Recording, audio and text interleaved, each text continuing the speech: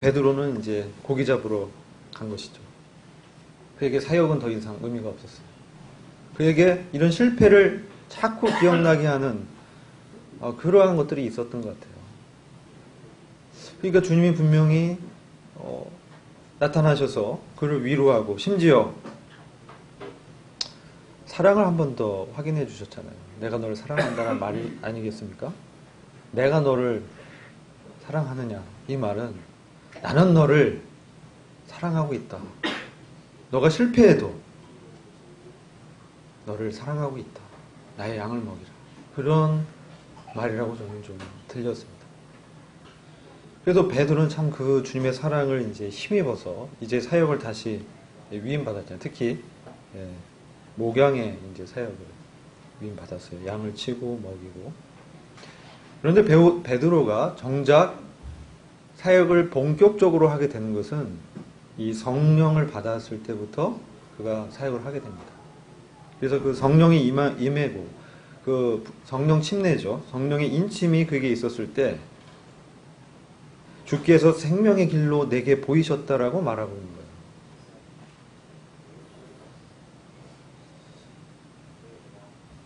그래서 이제 침체되어 있던 그의 심령이 완전히 회복이 돼서 주님의 앞에서 기쁨이 충만하게 됩니다. 그러한 영적인 상태로 이제 회복보다는 완전히 새로운 사람이 된 것이죠. 그리고 그날 이 베드로의 설교를 들은 사람들 중에 3,000명이 구원을 받게 됩니다. 이러면서 이제 교회가 탄생하는 계기가 된 것이죠. 자, 그럼 이 생명의 길이 무엇인가? 이런 부분이 이제 좀 교제를 나누고자 하는 것입니다. 근데 분명히 베드로는 바로 이 성령이 임했을 때 이와 같은 말씀을 하고 있는 것이죠. 그리고 그전에는 기쁨이 물론 주님의 부활하신 주님께서 그를 만나주시고 또 여러 제자들이 그 부활하신 주님을 만나서 참 고향돼서 왔지만 이와 같이 완전한 그의 삶에 있어서 변화가 나타난 것은 분명하게 성령님의 임재라고 분별이 됩니다. 그래서 이 요한복음 16장으로 가서 이 성령님에 대한 우리 주님의 말씀을 잠깐 함께 보고자 합니다. 요한복음 16장 7절부터 좀 보면요. 그러하나 내가 너희에게 실상을 말하노니 내가 떠나가는 것이 너희에게 유익이라. 내가 떠나가지 아니하면 보혜사가 너희에게로 오시지 아니할 것이요. 가면 내가 그를 너희에게 보내리니. 그가 와서 죄에 대하여, 의에 대하여, 심판에 대하여 세상을 책망하시리라. 죄에 대하여라 함은 저희가 나를 믿지 아니하며 의에 대하여라 함은 내가 아버지께로 가니 너희가 다시 나를 보지 못하며 심판에 대하여라 함은 이 세상 임금이 심판을 받았음이니라. 이렇게 말씀합니다. 자, 주님께서 제자들에게 이제 실상을 말한다고 말씀을 하십니다. 자, 그 전까지는 사실 어떠한 비유나 명확하게 얘기하지 않고 간접적으로 말씀하셨지만 이제는 이제 실체를 말해주겠다. 제자들에게 주님이 이제 십자가에서 죽으시고 이제 아버지께로 떠난다라는 말씀했을 때 제자들은 이 슬픔에 잠겼습니다. 이제 앞으로 큰 손실이 있겠구나. 주님이 떠나면 우리는 어떻게 할 것인가? 이 믿음의 길을 어떻게 할 것인가? 근데 오히려 여기서는 주님께서 말씀하신 실상은 내가 떠나는 것이 오히려 너에게 유익이라고 말씀하고 있는 거예요. 왜냐하면 내가 떠나가지 아니하면 보혜사가 너희에게 오시지 아니할 것이다. 그러니까 내가 가면 내가 그를 너희에게 보내리니 이렇게 말씀합니다. 이 보혜사는 이제 다른 표현으로는 위로자라고 되어 있습니다. 보혜사, 위로자. 근데 사실 이제 다른 구절들을 살펴보면은 또 다른 보혜사 이렇게 표현이 되어 있습니다. 또 다른 보혜사. 영어로는 another 이렇게 되어 있어요. another, 위로자는 영어로는 이제 comforter 이렇게 하거든요. another, 또 다른 보혜사다. 이 말씀에서 우리는 우리 주님께서 또한 그분의 큰 사역 중에 하나가 보혜사라는 것을 알 수가 있습니다. 주님도 보혜사셨어요. 주님도 위로자셨지만 이제 또 다른 보혜사를 보내셔서 이 성령의 사역을 통해서 주님이 옆에 계시는 것보다 더 큰 유익이 있게 하겠다라는 것을 말씀하는 거죠. 근데 이 성령님의 사역은 세 가지에 대해서 세상을 책망합니다. 어떻게 세상을 책망합니까? 성령님이 임하셔서 아까 사도행전 2장에서 오순절 성령날 오순절날 성령의 강림이 있었죠. 그래서 성령님이 이제 제자들의 그 마음 가운데 심령 가운데 임해서 죄에 대해서 먼저 책망합니다. 이거는 뭐 우리가 죄는 주님을 믿지 않는 거죠. 이게 가장 큰 죄입니다. 여러 다른 죄들이 있지만 가장 근본적인 거는 바로 주님을 믿지 않는 거죠. 근데 두 번째는 이 의에 대하여라 하면 내가 아버지께로 가니 너희가 다시 나를 보지 못하며. 이 부분이 좀 어려운 부분이죠. 왜 의에 대해서 책망한다고 했는데 주님께서 아버지로 가시고 아버지께로 가고 또 제자들이 주님을 보지 못하게 된다라는 게 왜 의와 관계가 있는지를 우리는 좀 살펴봐야 되는 것입니다. 이건 조금 이따가 제가 로마서를 통해서 말씀을 드릴 거고요. 이제 심판에 대한 것은 세상 임금이 심판을 받았다 이렇게 말씀합니다. 근데 이 세상을 책망한다라고 했을 때 이 책망한다라는 것은 뭐냐면 죄를 드러내는 것을 얘기하는 거예요. 유죄임을 시인하게 만드는 거, 책망하는 거. 그러니까 성령은 우리에게 오셔서 누굴 통해서 이 일을 하십니까? 우리를 통해서 일하는 거예요. 사실 우리를 통해서 성령님께서 우리들의 말, 또 혹은 이제 말씀 교제라든지 또 세상에서 우리의 행실이라든지 이런 것들을 통해서 이 세상을 책망하죠. 그래서 이 성령님의 사역이 중요한데 특별히 의라는 부분은 우리는 주목해 봐야 됩니다.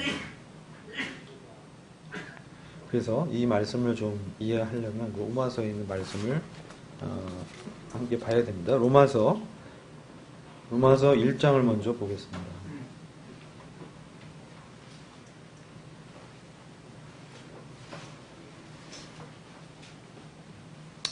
로마서 1장 17절 보면 복음에는 하나님의 의가 나타나서 믿음에 이르게 하나니 기록된 바 오직 의인은 믿음으로 말미암아 살리라 함과 같으니라.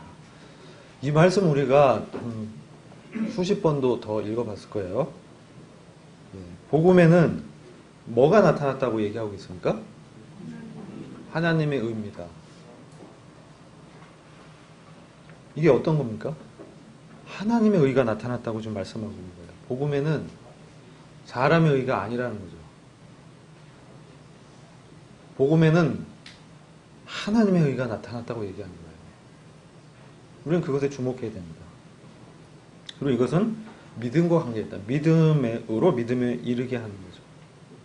어떤 분들은 이게 칭의의 믿음에서 성화의 믿음으로 갔다라고 얘기하고 작은 믿음에서 더 큰 믿음을 가지게 됐다라고도 얘기하고 여러 개 말씀하는 분도 있습니다. 또 원어적으로 믿음이라는 원리를 통해서 또 믿게 됐다. 또 이렇게 보는 분들도 있습니다. 하지만 이 하나님의 의는 믿음을 통해서 우리에게 주어진다는 것이죠. 그리고 이 의로 우리가 사는 것입니다. 오직 의인은 믿음으로 말미암아 살리라 이렇게 말씀하거든요.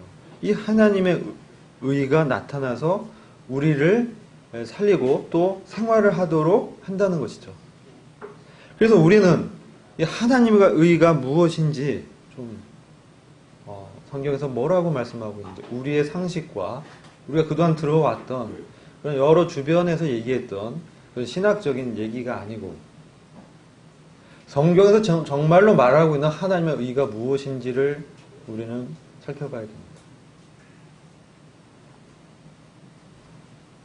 그래서 우리 계속 말씀을 이어나가면 로마서 3장 25절부터 26절 보겠습니다.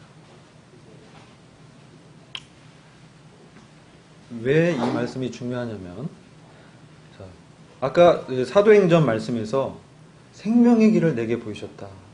예수 그리스도가 길이요 생명이다. 이렇게 말씀했었잖아요.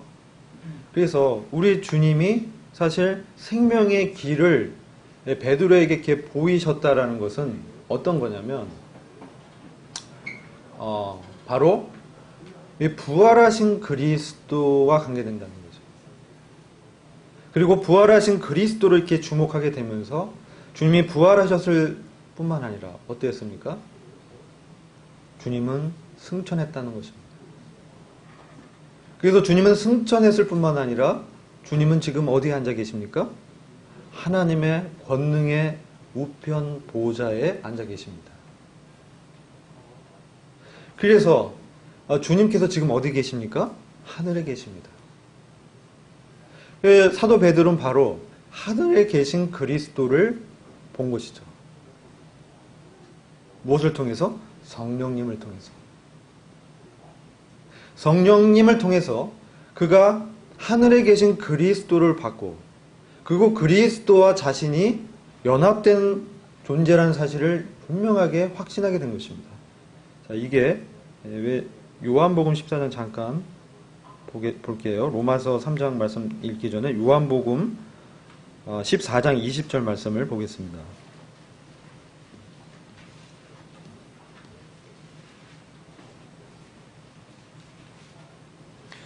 그날에는 내가 아버지 안에, 너희가 내 안에, 내가 너희 안에 있는 것을 너희가 알리라. 이 그날이 언제냐는 거죠. 바로 주님께서 성령을 받으시고 아버지로부터 성령을 받아서 이제 그 성령을 제자들에게 쏟아부은 날입니다. 이게 바로 그날.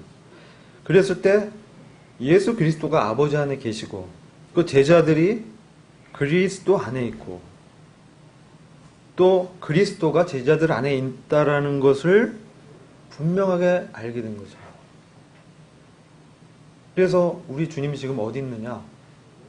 하늘에 계신 그 그리스도, 물론 우리 마음의 믿음으로 계십니다. 사도행전 말씀의 본문을 이제 말씀하면서 드립니다. 이 하늘에 계신 그리스도라는 것이 중요합니다. 왜냐하면 이것은 그냥 하늘이 아니라 하나님의 권능의 우편 보좌라는 것은 영광의 자리에 주님이 앉아 계시다는 거예요. 바로 그것을 베드로가 봤다는 것입니다. 베드로는 영광 가운데 계신 그리스도, 왕이신 그리스도, 정말 하나님의 아들이자 하나님의 본체이신 그리스도께서 사람의 몸을 입고 사람으로서 부활 승천해서 아버지 보호자 우편 가운데 앉아 계신 그 영광의 자리를 본 것이죠.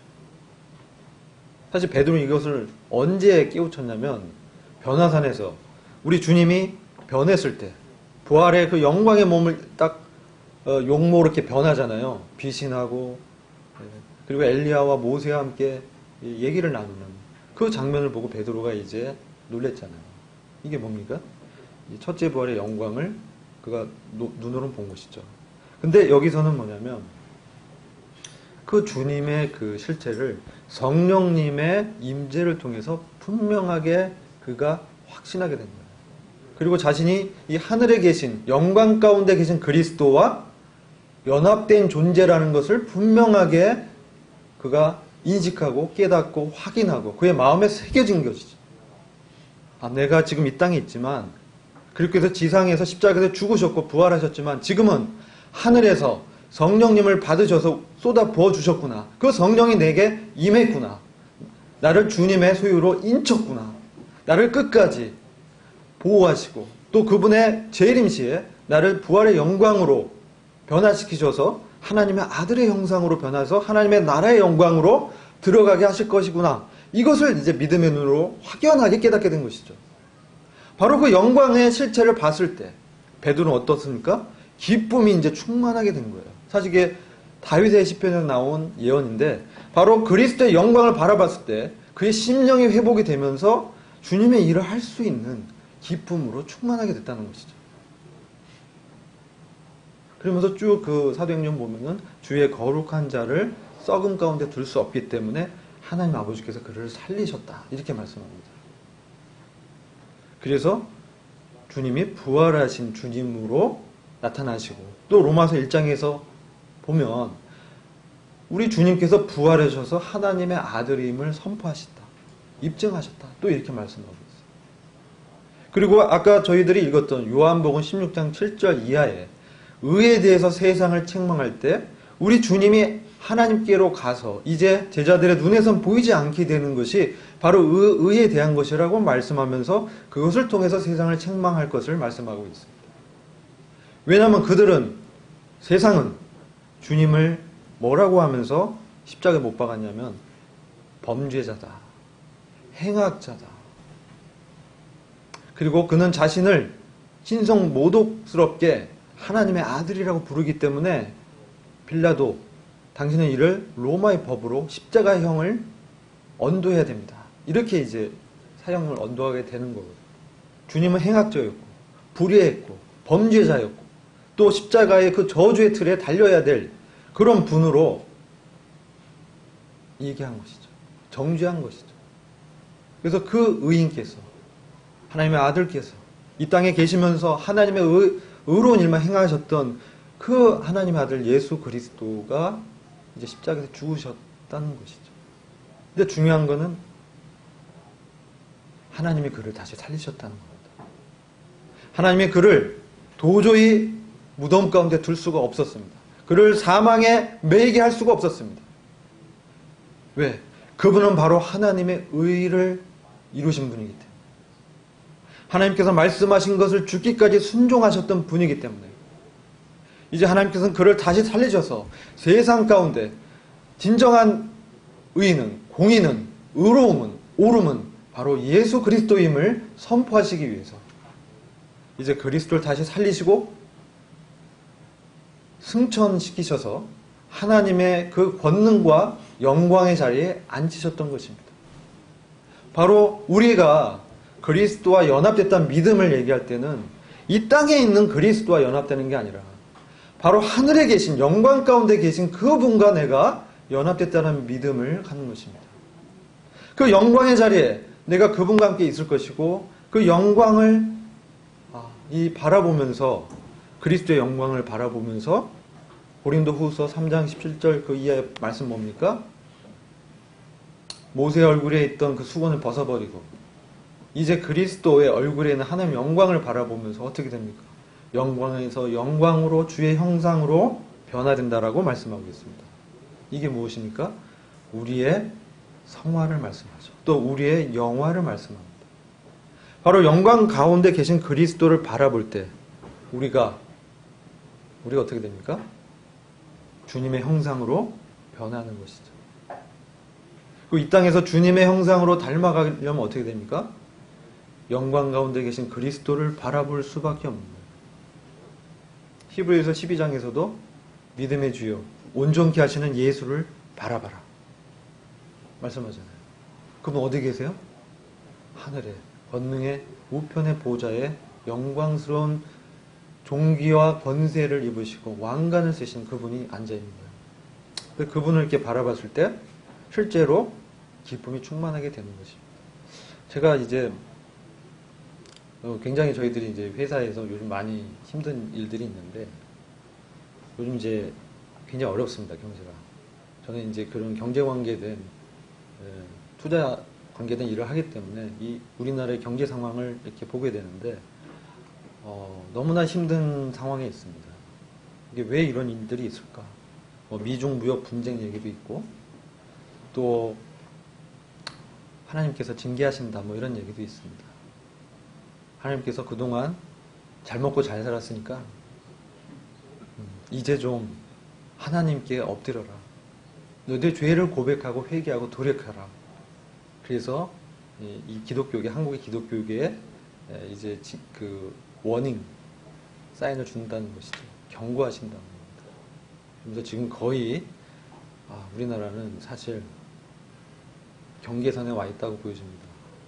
제 개인적인 생각도 그렇지만 투자 쪽에서 일하는 분들은 다 그런 전망을 하고 있어요.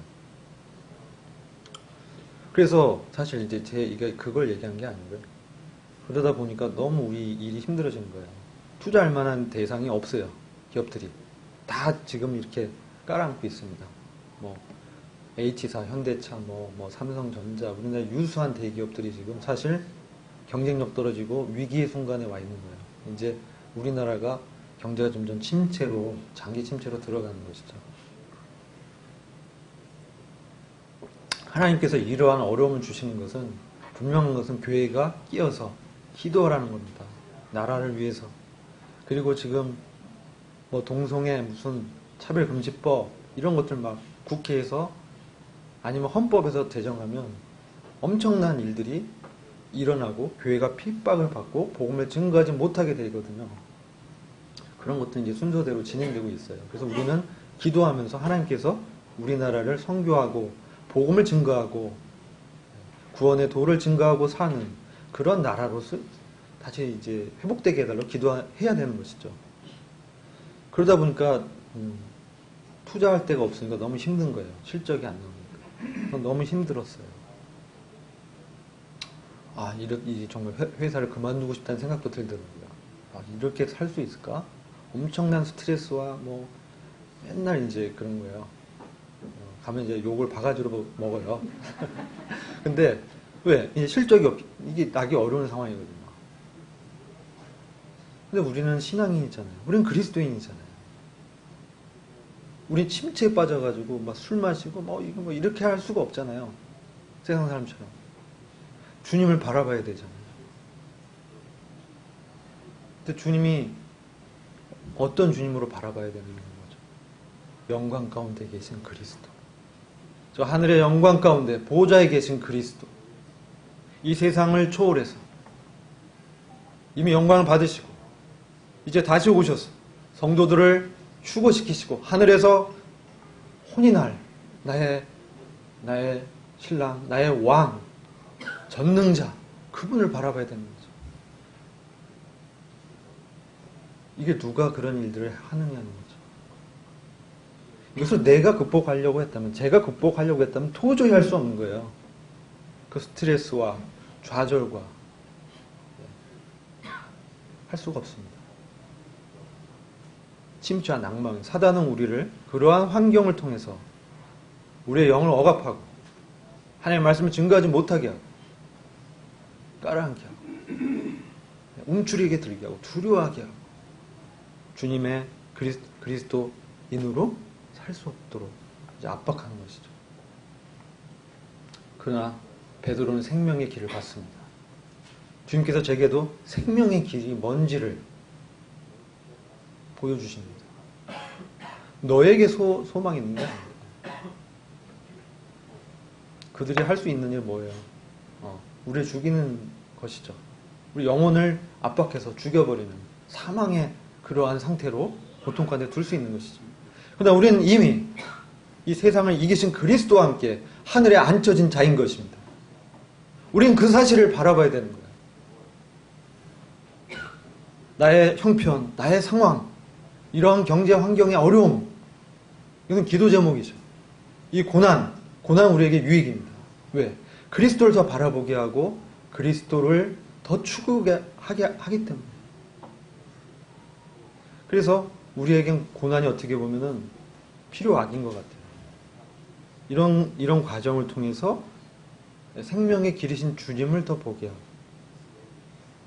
그래서 제가 이제 어떤 형제를 만나서 사실 업무적인 걸 부탁하라고 만났어요. 여기 법원에 있는 형제인데, 법원 서기관인데, 그래서 형제하고 이제 점심 먹으면서 사실 어떤 부탁하려고 갔다가 부탁은 안 하고 이제 바로 이 성령의 사역에 대해서 교제를 했어요. 성령님이 참 이 의에 대해서 우리에게 증거하고 있다. 그 의가 무엇이냐? 바로 하늘로 가셔서 영광 가운데 계신 바로 그 그리스도. 그가 바로 하나님의 의이다. 우리가 그분을 바라봤을 때 우리가 어떻게 돼? 그분 앞에서 그 하나님의 의에 굴복하게 되는 거죠. 하나님의 의에 엎드리게 됩니다.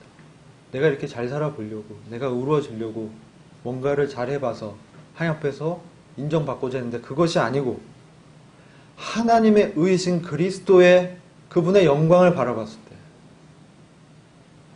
우리는 그 어려움을 극복할 수 있는 거예요. 그 안에서 생명의 길로, 생명으로 나의 길이신 이 주님이 내게 힘을 주심을 경험하게 되는 것입니다.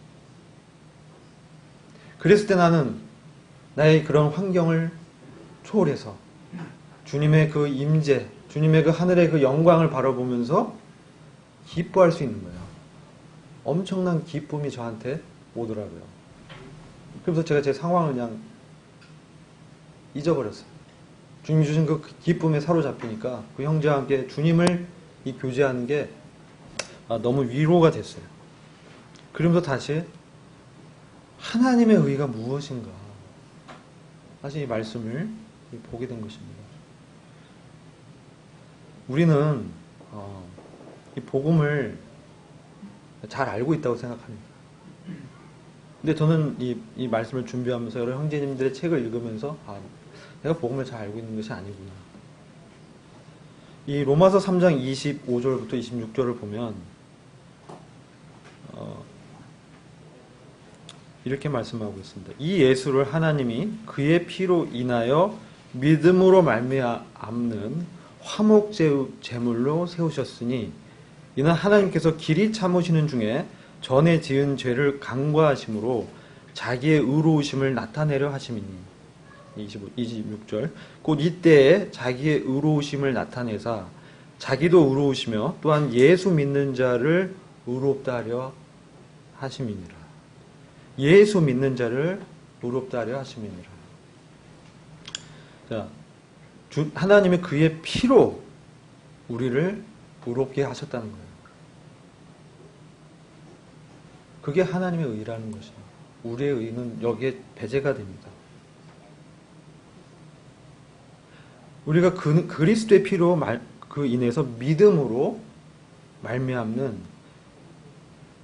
예수님이 화목제물이 되신 거죠. 이 얘기는 뭐냐면요. 화목제물에 쓰인 원어는 속죄소라는 뜻이에요. 속죄소. 속죄소 아시죠? 그 짐승을 잡아서 피를 뿌리는 거예요. 그래서 사실 법궤를 덮고 있습니다. 그게 속죄의 자리라고 합니다. 그게 은혜를 베푸는 자리라고도 시은좌라고도 합니다. 그게 법궤의 뚜껑이 바로 시은좌예요. 그 속죄 화목 제물로 세웠다라는 것은 예수 그리스도를 바로 이 속죄세로 속죄의 장소, 화목의 장소로 예수님을 세웠다는 얘기예요. 이 화목이라는 거죠. 사실 우리의 구원은 하나님과 화목된 거예요. 그런데 하나님께서 참으시는 중에 우리가 지은 죄를 간과하심으로 자기의 의로우심을 나타내셨다는 거죠. 이게 하나님의 의인 거예요. 여기에 어떠한 저희의 행동이나 율법을 지켰다라는 것이나 이게 없습니다. 보십시오. 하나님의 의에 어떠한 인간의 노력이 없습니다. 그리스도의 피가 흘려졌고 그리스도가 화목의 장소가 됐고 화목의 제물이 되신 것입니다. 그래서 이제 그것을 보고 하나님께서 원래 법궤 뚜껑이 없으면 어떻게 돼요? 십계명이 있잖아요. 정죄를 받아야 되거든요. 근데 뚜껑이 덮으면서 그 율법의 저주를 막아버린 거죠. 그의 피가 그리스도의 피가 흘려졌다는 겁니다. 그래서 이 피를 보고 우리 죄를 사하심으로 하나님의 의로움을 나타내셨다는 거예요. 그리고 하나님도 의로우실 뿐만 아니라 예수님을 믿는 자를 의롭다 하는 거예요. 오직 의인은 믿음으로 말미암아 살리라. 우리가 예수님 믿는 자잖아요. 우리가 의인이잖아요. 근데 그것은 하나님의 의를 받았다는 뜻입니다. 이게 복음이 겨냥하고 있는 것입니다. 두 번째는 이제 로마서 이제 4장에는 25절에 그리스도께서 우리를 의롭다 하시기 위하여 살아나셨느니라. 하나님의 의에 대해서 이제 설명하면서 우리가 하나님의 의를 받아서 의롭게 된 거거든요. 근데 여기에는 바로 주님의 부활의 공로가 있는 것이에요. 주님의 부활의 공로로 그 구속의 사역을 완성함으로 우리 죄를 대속하시고 이제 다시 살아나셔서 하나님 우편 보좌 앉아 계신 그 그리스도를 믿음으로 우리가 의롭게 되기 때문에 바로 이 의롭다라는 것에는 부활의 공로가 있는 것입니다. 피의 공로, 부활의 공로. 그리고 로마서 5장 9절과 18절 보면 이제 우리가 그의 피로 말미암아 의롭다 하심을 받았으니 의롭다 하심을 받아 생명에 이르렀느니라. 우리는 이 주님의 피 흘림을 보면서 죄 사함만 생각하기 쉽습니다. 근데 그게 구원의 전부가 아닙니다. 바로 의로움이에요. 로마서는 하나님의 의를 우리가 주시고자 쓰여진 거예요. 의로움입니다. 우리의 의로움이 아니라 율법을 지키기 위해서 도달하는 그러한 의의가 아니라 그런 상대적인 의의가 아니라 절대적이고 완전한 하나님을 온전히 만족시킨 바로 그 하나님의 의의를 우리한테 주시는 거예요.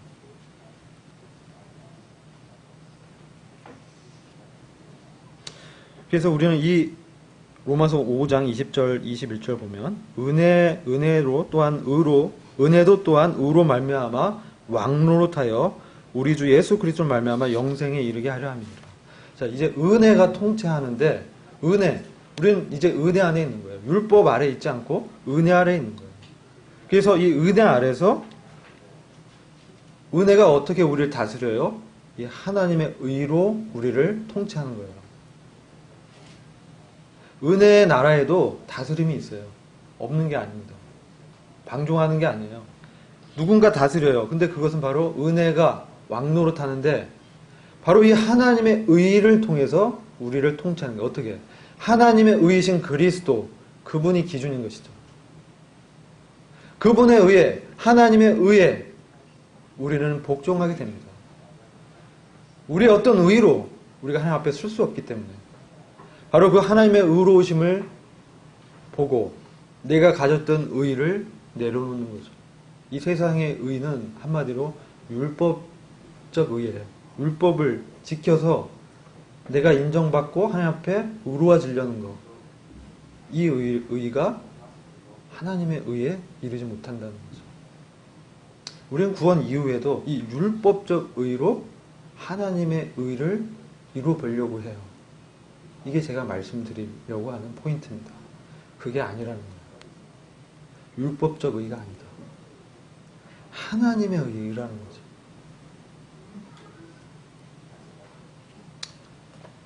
그래서 이 하나님의 의를 더 말씀드리면 이 그리스도의 십자가의 이 사역, 공로 덕분에 바로 의롭다 하시는 하나님은 공의로우시다는 거예요. 믿음으로 우리를 의롭다 하시는 게 공의롭다는 거예요. 왜? 우리가 그 그리스도와 함께 하나가 됐기 때문에 그것을 의롭다고 보시고 또 우리가 하나님의 의이신 그리스도를 산다라고 표현합니다. 그리스도를 산다. 우리 한국말은 좀 어색해요.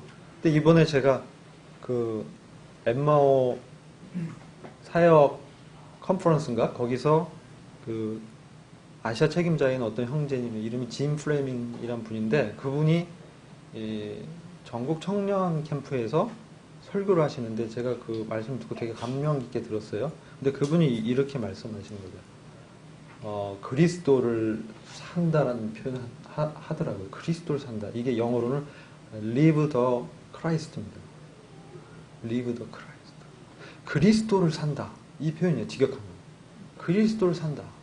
그러지 않으면 우리가 신앙생활을 할 수 없다. 우리는 그래서 그리스도의 아름다운 향기로 이 땅에서 아름다움을 드러내야 되는데 그렇기 위해서 우리가 그리스도를 살아야 됩니다. 이 말씀을 이제 하는 거 보면 너무 이제 화답을 된 거예요. 그리스도를 산다는 게 어떤 겁니까?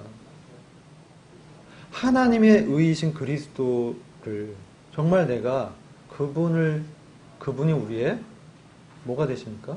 우리의 양식이 되시고 우리 영혼의 목자 되시고 우리의 또 영광이 되시고 우리의 길이 되시고 우리의 생명이 되시는 그 그리스도를 통해서 사는 것을 말하는 거죠. 실제 삶에서. 그래야 우리가 하나님의 의에 그 맞춰진 삶을 사는 수가 있는 거예요. 안 그러면 어떻게 됩니까? 그 그리스도로 살지 않으면 어떻게 돼요? 하나님을 기쁘게 하려고 또 율법적 의로 살려고 해요. 근데 우리가 잘 봐야 되는 것은 우리가 이런 얘기를 합니다. 예수 그리스도께서, 이게 중요한 말이니까 잘 들어보세요. 예수 그리스도께서 율법을 지켜서 의롭게 됐고 그 의가 우리한테 전가된다라고 말합니다. 그렇죠? 들어보셨죠? 아니, 처음 들어보세요? 예수 그리스도께서 율법을 지키셨고 그래서 의롭게 되셨고 그 의를 우리한테 전가한다는 거예요.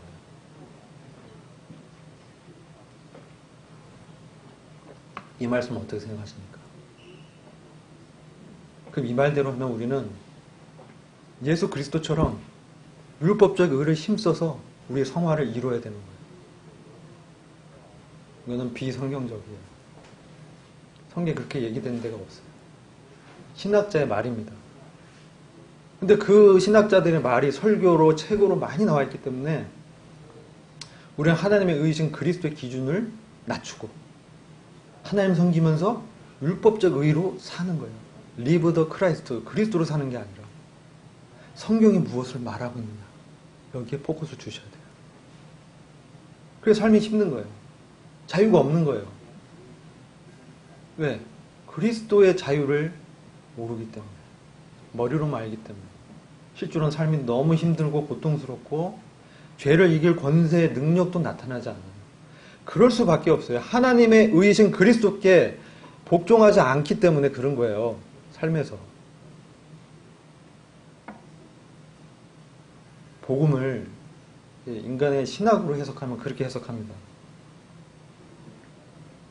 우리의 의는 하나님, 그런 게 아니에요.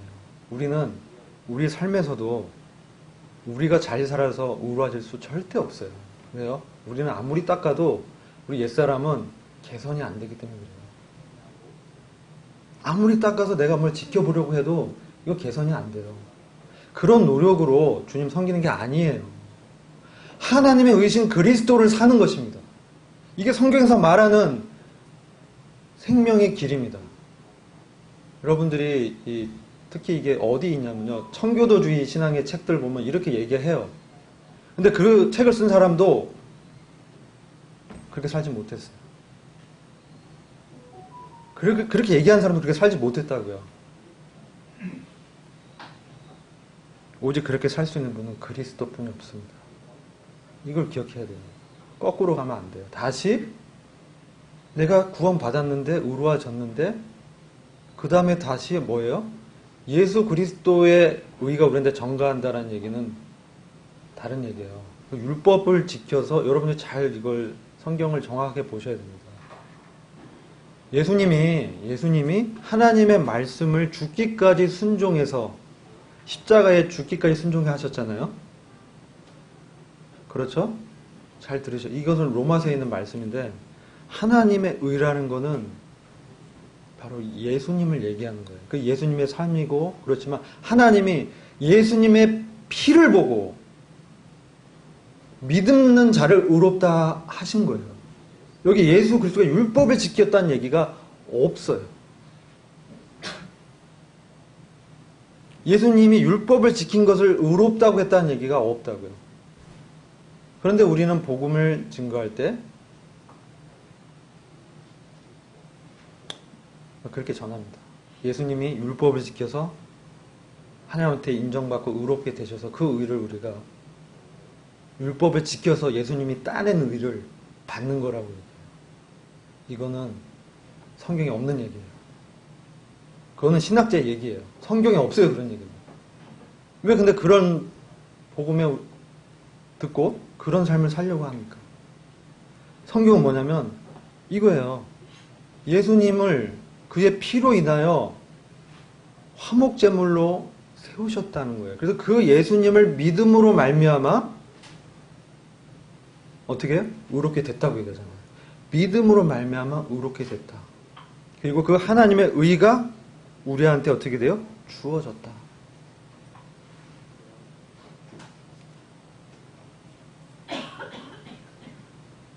자, 그리고 히브리서 2장 9절은 이렇게 말해요. 그리스도께서 이를 행하심은 하나님의 은혜로 말미암아 모든 사람을 위하여 죽음을 맛보시라 합니다. 이렇게 얘기해요. 자, 그리스도께서 십자가를 지신 거는요, 하나님의 은혜로 말미암아 모든 사람을 위하여 죽음을 맛보신 것이지, 율법의 어떤 규례를 지켜서 혹은 율법의 어떤 제물을 드리는 것을, 무슨 소제나 번제를 드리는, 예수님 몸을 드리는 제물로 드리는 어떤 율법의 규례를 지켰다고 오해하고 해석하는 거예요. 그게 절대 아니에요. 예수님이 십자가에 자신을 드린 것은 하나님의 은혜로 말미암아 모든 사람 위해서 죽으신 거예요. 여기에 율법을 지켰다는 얘기가 전혀 없어요. 예수님 피와 생명을 드린 것은 율법을 지키려고 한 게 아니고요, 하나님의 은혜로 사랑하기 때문에 그 죽음을 선택하고 가신 거예요. 성경이 무엇을 얘기하는가? 우리는 신학자들, 아주 위대하신 분들이 많지만 성경에서 뭘 얘기하는지를 보고 해야 돼요.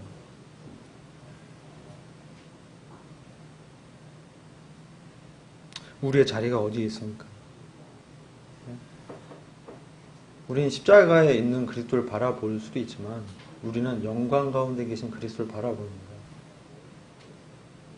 그 영광은 믿음으로 말미암는 하나님의 의로 말미암아 우리에게 주어지는 거예요. 우리 사는 것도 그 하나님의 의를 받아서 사는 거예요. 다시 그 율법적 의를 구사해서 사는 게 아니에요. 이렇게 살면 어떻게 돼요? 율법이 요구하는 수준을 맞추려고 하거든요. 절대 안 맞춰지거든요. 살 수가 없거든요. 그러니까 삶이, 신앙생활이 너무 힘든 거예요. 기쁨이 없는 거예요. 너무 짜증나는 거예요. 이렇게 살아야 되나. 그런데 그렇게 안 살려고 교회 오면 어떻게 해요? 안 그런 척 해야 되잖아요. 그러니까 어떻게 돼요? 외식하게 되는 거예요. 그래서 제가 그런 삶을 너무 오래 살아서 잘 알아요. 그리고 또 어떻게 돼요? 죄를 이기는 삶이 안 나타나요. 당연하죠. 구원 받은 이후에 다시 율법적 노력으로 하나님을 기쁘게 하려고 하는데 어떻게 죄의 권세를 이길 수 있습니까? 절대 불가합니다. 그러니까 자기 수준껏 죄를 지켜보고 죄를 안 지려고 하죠. 그게 됩니까? 그 순간 넘어지는데. 우리의 의는 율법적 의가 아니라 하나님의 의인 그리스도를 받는 데 있다니까요. 그분을 의지해서 사는 데 있는 거예요. 그래야만 우리가 율법에서 해방되기 때문에 성령님의 능력을 받을 수가 있습니다. 성령님의 능력을 받아야만 우리는 그리스도의 말씀대로 살아갈 수 있기 때문에 이것은 매우 중요한 복음의 핵심을 말씀을 드리는 것입니다. 그게 바로 하나님의 의고, 그 의에 대해서 세상을 성령님 오셔서 책망하는 거예요. 왜 그리스도로 말미암아 구원받은 하나님의 의를 입어서 구원받았는데 다시 율법의 노력으로 살려고 하느냐. 그것도 하나님의 의를 나타낼 수 없는 거예요. 우리는 하나님의 의를 이룰 수가 없습니다. 하나님의 의를 나타내는 거예요. 이루어진 하나님의 의를 나타내는 거지 그 하나님의 의를 이뤄보려고 사는 게 아니라고요. 다시 어떻게 들어가요? 그렇게 되면 어떻게 됩니까? 사람이 굉장히 적극적이 돼요. 율법적 의를 맞추려다 보니까. 근데 하나님은 어떻게 돼요? 하나님은 소극적이 되는 거예요. 하나님은 수동적이 돼요. 사람에게. 그래서 그는 하나님의 의를 이룰 수가 없다. 어떻게 돼요? 하나님 앞에 철저하게 내가 죄인됨과 이 의는 내 의가 아니라 하나님께서 주신 의라는 거. 하나님의 의이신 그리스도를 주셨기 때문에 내가 오직 의는 믿음으로 말미암아 사는 것이지 내 행위로 사는 게 아닙니다. 행위가 중요하지 않다고 말하는 게 절대 아닙니다. 하나님의 의이신 그리스도의 영광을 훼손하지 말라는 것입니다.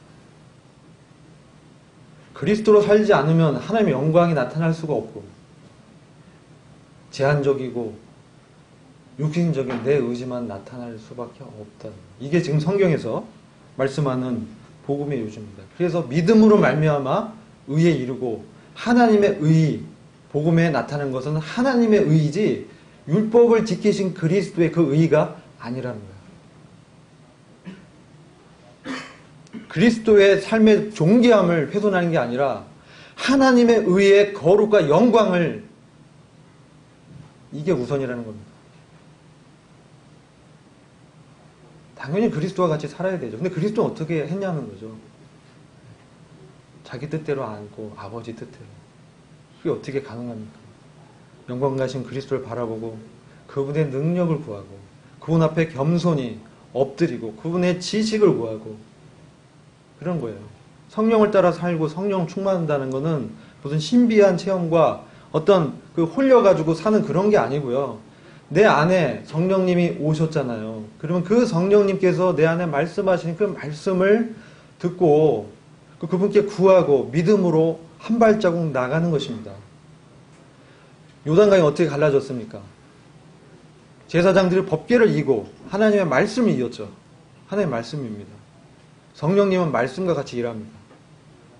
물론 감정을 통해서 우리를 회복시키기도 하지만 말씀을 근거로 일하십니다. 그래서 성령님께서는 주님을 기억나게 하고 주님이 하신 말을 기억나게 하고 장래일을 우리한테 알리십니다. 그래서 성령님께서 그렇게 이제 능력으로 역사하는 거죠.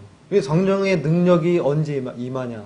나의 의를 내려놓고 삶 가운데서 내가 나의 의로 살려는 그것이 아니라 하나님의 의이신 그리스도로 살려고 한다는 이 말의 뜻은 내 뜻이 아니고 하나님의 말씀을 구하고 내가 날마다 주님의 말씀을 읽고 묵상하고 거기에 나타나는 그리스도께 예배드리고 그분의 음성을 들으려고 기도하고 기도로 항상 하나님께 나아가는 단순한 경건한 생활을 통해서 주님은 말씀하십니다.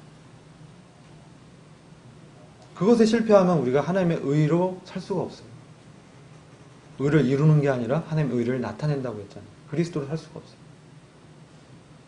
그럼 다시 어떻게 돼요? 우리에게 부활의 능력이 제한이 되고 주님의 능력이 나타나기 어려워지게 되는 거죠. 인간적인 온유함과 인간적인 겸손함과 인간적인 의로 행합니다. 그건 어떻게 됩니까? 한계가 있기 때문에 어떤 순간이 오면 폭발하고 넘어지거나 좌초하게 돼요.